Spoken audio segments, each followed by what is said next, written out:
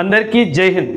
ఈరోజు ఈ చిన్న వీడియోలో యునైటెడ్ నేషన్స్ సెక్యూరిటీ కౌన్సిల్లో మన భారతదేశానికి పర్మనెంట్ మెంబర్షిప్ ఇవ్వాలి అనే ఒక అంశం మీద వివరంగా చెప్తాను। యునైటెడ్ నేషన్స్ సెక్యూరిటీ కౌన్సిల్ అంటే ఐక్యరాజ్య సమితి భద్రతా మండలి।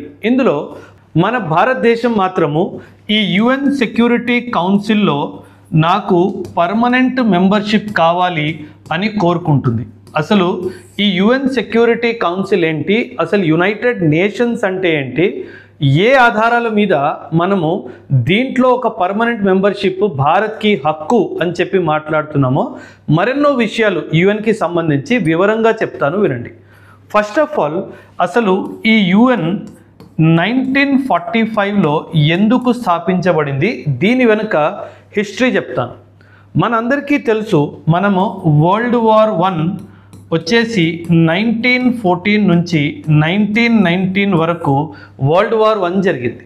ఆ తర్వాత వరల్డ్ వార్ II వచ్చేసి 1939 నుంచి 1945 వరకు వరల్డ్ వార్ II కూడా జరిగింది। ఈ world war I world war II ఒక 25-30 సంవత్సరాల లోపలనే రెండు విశ్వయుద్ధాలు జరిగాయి కాబట్టి మూడవ విశ్వయుద్ధం ఆపాలి అంటే ఏం చెయ్యాలి? సో ఇప్పుడు ఆ 1940స్లోనే ఈ దేశాలన్నీ కూర్చొని మాట్లాడితే ఒక విషయం అర్థమైంది, మన దగ్గర ఒక ఇంటర్నేషనల్ ఏజెన్సీ లేదు, యుద్ధాల్ని ఆపాలి అనే ఒక బాధ్యత గల ఇంటర్నేషనల్ ఏజెన్సీ లేదు అని అందరికీ అర్థమైపోయింది।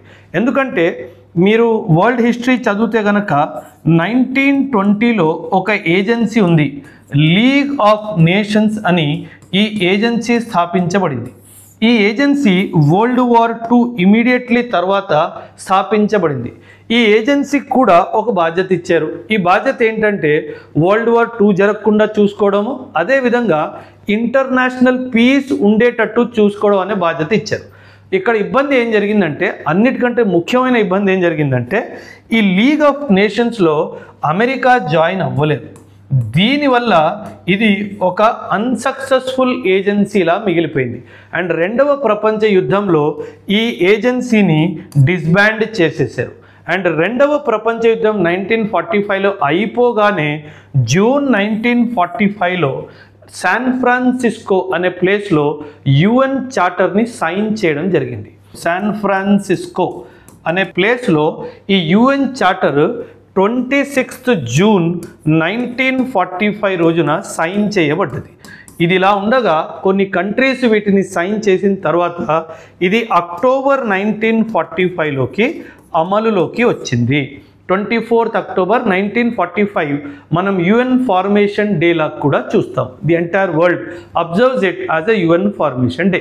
ఇప్పుడు ఈ యునైటెడ్ నేషన్స్లో ముఖ్యంగా రెండు ఆర్గనైజేషన్స్ ఉన్నాయి, యుఎన్ జనరల్ అసెంబ్లీ అండ్ ఇంకొకటి యుఎన్ సెక్యూరిటీ కౌన్సిల్। మొదటిది యుఎన్ జనరల్ అసెంబ్లీ, రెండవది యుఎన్ సెక్యూరిటీ కౌన్సిల్। ఈ యుఎన్ జనరల్ అసెంబ్లీ దీని ముఖ్యమైన రోలు పాలసీ మేకింగ్ మరియు ఇంటర్నేషనల్ కోఆపరేషన్, ఇలా ఈ రెండు బాధ్యతలు ఈ యుఎన్ జనరల్ అసెంబ్లీకి ఇచ్చారు। ఇప్పుడు ఏవైతే కంట్రీస్ యునైటెడ్ నేషన్స్ని జాయిన్ అవుతాయో అవి ఆటోమేటిక్గా యుఎన్ జనరల్ అసెంబ్లీలో కూడా మెంబర్స్ ఉంటారు।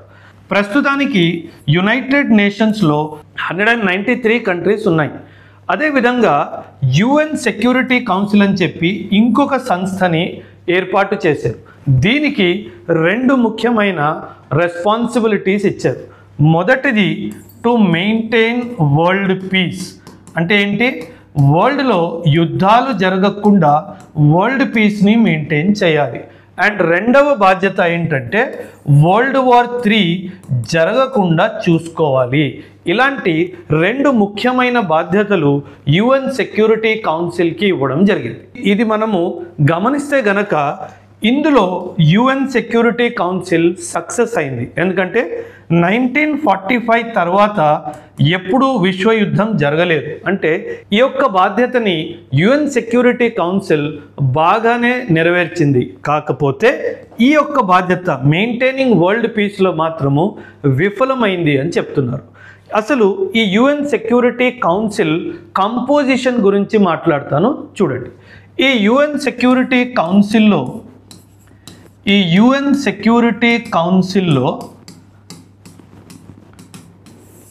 5 పర్మనెంట్ మెంబర్స్ ఉంటారు. 5 పర్మనెంట్ మెంబర్స్ ఉంటారు. ఈ 5 పర్మనెంట్ మెంబర్స్ ఎవరు అంటే, ఒకవైపు United States of America, China, Russia,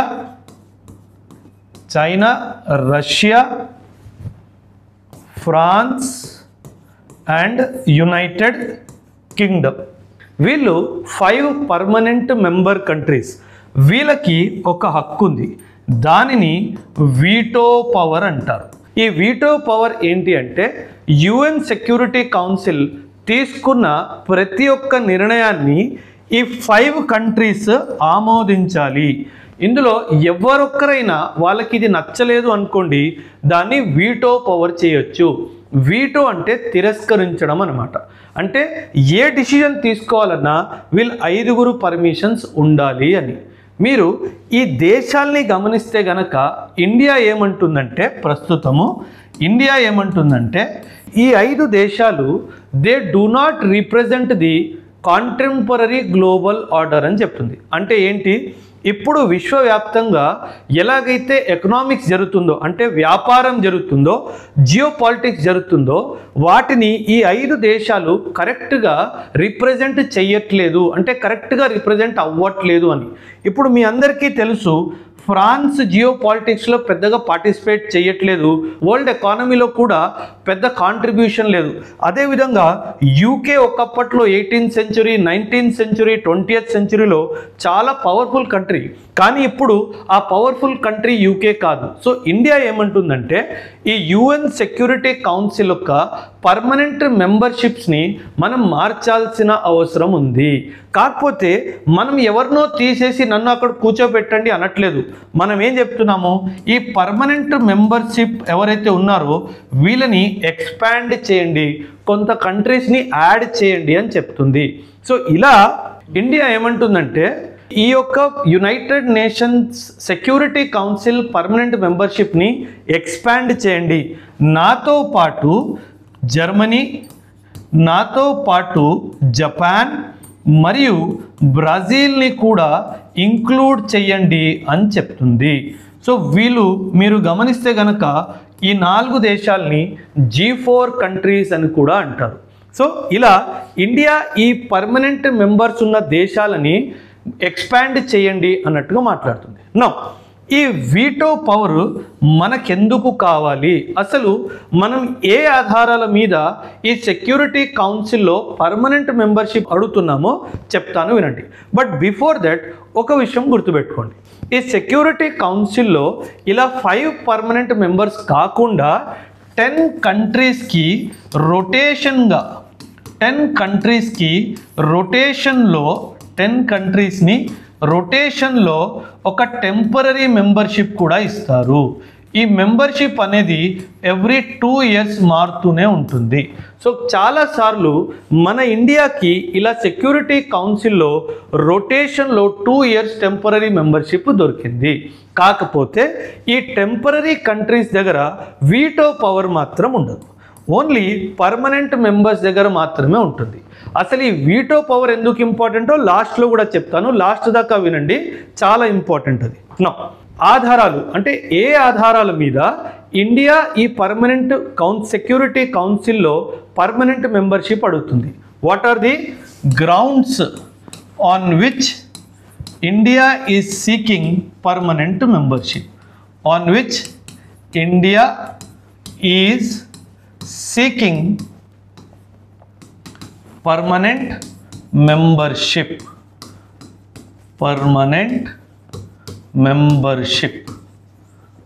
First of all, most important, India ఏమంటుందంటే, ఈ యుఎన్ సెక్యూరిటీ కౌన్సిల్ నేను ఇందాక అన్నాను కదా, ఈ UN security council does not represent the present global order.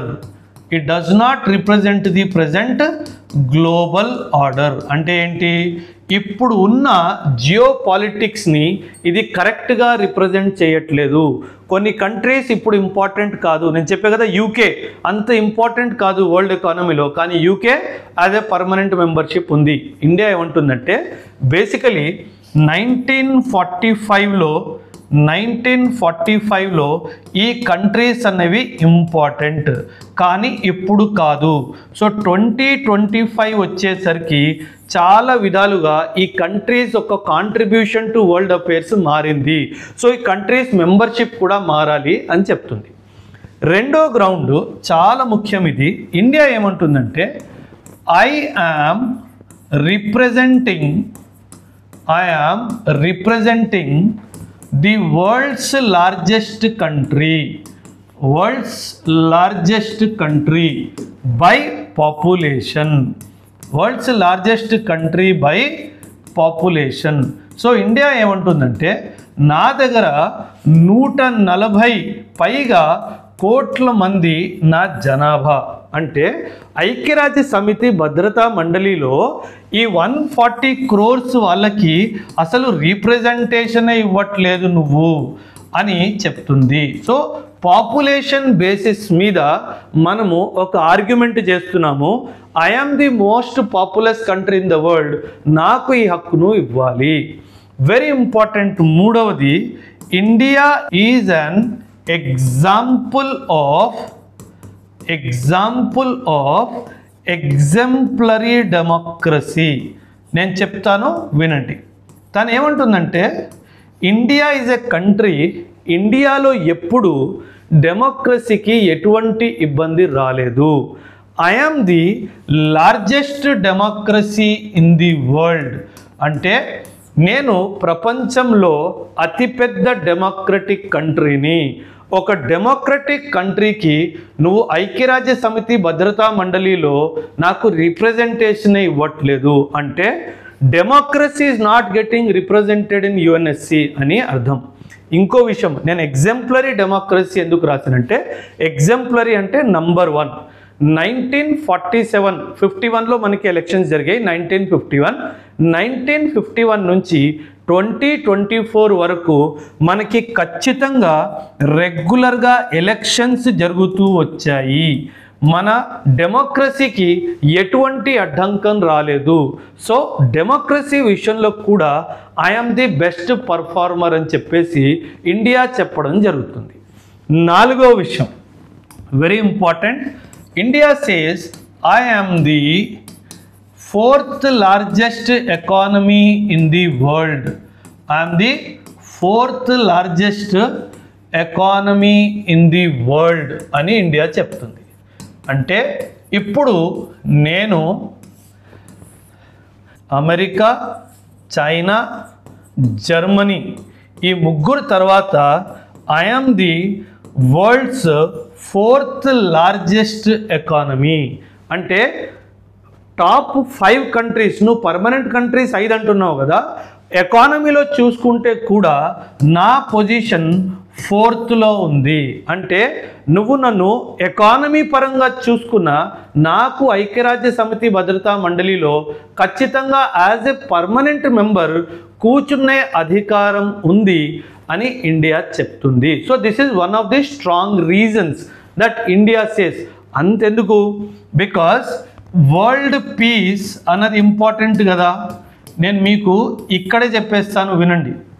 World peace is the responsibility of UN security council.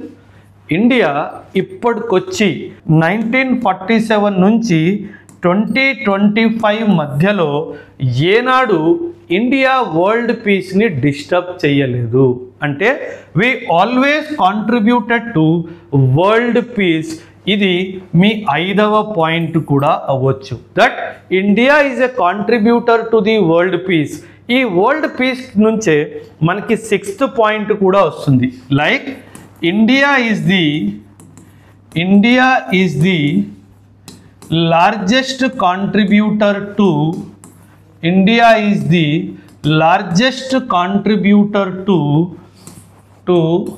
The UN Peacekeeping Force. UN Peacekeeping Force. India is one of the largest contributor. మీరు data చూసుకుంటే గనక I am the 4th largest contributor. ఈ UN peacekeeping force ఏంటంటే ఎక్కడెక్కడైతే internationally గొడవలు జరుగుతున్నాయో UN umbrella కింద, UN పేరు కింద, యుఎన్ నేమ్ కింద వీళ్ళు ట్రూప్స్ని పంపిస్తారు. ప్రస్తుతం ఇండియా 5300 పర్సనల్ని పంపించడం జరుగుతుంది.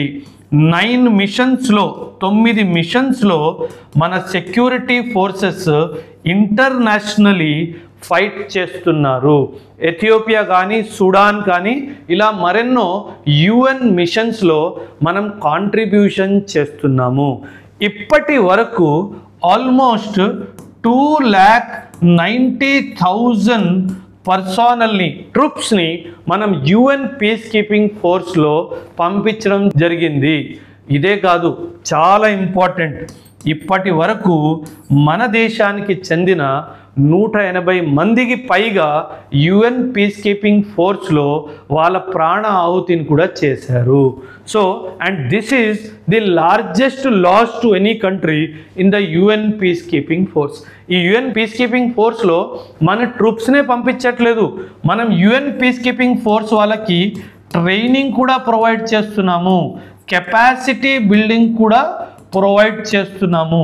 సో ఇదంతా మనం చేస్తున్నాము.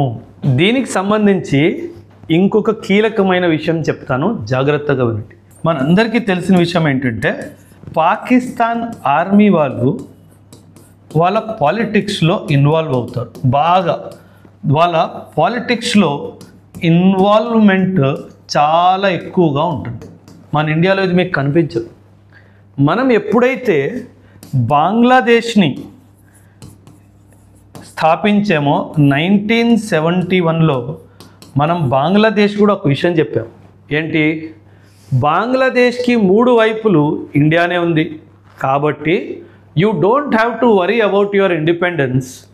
నువ్వు నీ ట్రూప్స్ని యుఎన్ పీస్ కీపింగ్ ఫోర్స్కి పంపించమని వాళ్ళకి నేర్పించిందే మనము. And today along with India, Bangladesh is also one of the largest contributors. Nepal kuda oka largest contributor. Rwanda ane desham kuda oka largest contributor to the UN peacekeeping force. చూడండి ఎన్ని ఆధారాలు ఉన్నాయి మన దేశానికి UN security కౌన్సిల్లో permanent membership తెచ్చుకోవడానికి. India actually ఈ UN security కౌన్సిల్లో మనకు ఒక చిన్న ఇబ్బంది వస్తుంది. ఏంటంటే మనం ఎప్పుడైనా ఒక టెర్రరిస్ట్ని ఇంటర్నేషనల్ టెర్రరిస్ట్ అని డిక్లేర్ చేయడానికి వెళ్తున్నప్పుడల్లా మనకు చైనా ఆ ప్రపోజల్ని వీటో చేసేస్తుంది. ఇది చాలా పెద్ద తప్పు చైనా మళ్ళీ చేస్తుంది. ఇప్పటి వరకు చైనా ప్రతిసారి ఇండియా ఎప్పుడైతే టెర్రరిజం మీద కానీ పాకిస్తాన్ మీద కానీ ఏదైనా రెజల్యూషన్ తీసుకొచ్చినప్పుడల్లా చైనా దాన్ని వీటో చేస్తుంది. మనకు కూడా ఫ్రెండ్ ఉన్నాడు యుఎన్ సెక్యూరిటీ కౌన్సిల్లో, రష్యా మన ఫ్రెండ్ కూడా ఉన్నాడు. కాకపోతే నేనేమంటానంటే ఏవైతే ఇవన్నీ అర్హతలు చూపించానో ఆ అర్హతల ఆధారం మీదుగా నాకు ఇది నా హక్కు అని చెప్పి నేను చెప్తున్నాను. ఇవన్నీ పక్కన పెట్టిన నా అభిప్రాయం ఏంటంటే నేను ఏనాడు కూడా ఏ దేశం మీద ఎటువంటి దాడి నేను చెయ్యలేదు. 47-48లో పాకిస్తానే దాడి చేసింది, 62లో చైనాయే దాడి చేసింది, 65లో పాకిస్తానే దాడి చేసింది, 71లో కూడా పాకిస్తానే మొదటి దాడి చేసింది, 99లో కూడా పాకిస్తానే దాడి చేసింది. అది దాడి చేసినప్పుడల్లా నా సావర్నిటీ ఇంటెగ్రిటీని ప్రొటెక్ట్ చేసుకున్నాను తప్ప వరల్డ్ పీస్ని నేను ఏనాడు డిస్టర్బ్ చెయ్యలేదు. ఇది ఒక చాలా పెద్ద ఆధారము ఇండియాకి సెక్యూరిటీ కౌన్సిల్లో పర్మనెంట్ మెంబర్షిప్ అడగడానికి. సో మన దేశానికి యుఎన్ సెక్యూరిటీ కౌన్సిల్లో పర్మనెంట్ మెంబర్షిప్ ఇవ్వాలా వద్దా? మీ అభిప్రాయాలు ఖచ్చితంగా కమెంట్స్లో తెలియజేయండి. థ్యాంక్ యూ అండ్ జై హింద్.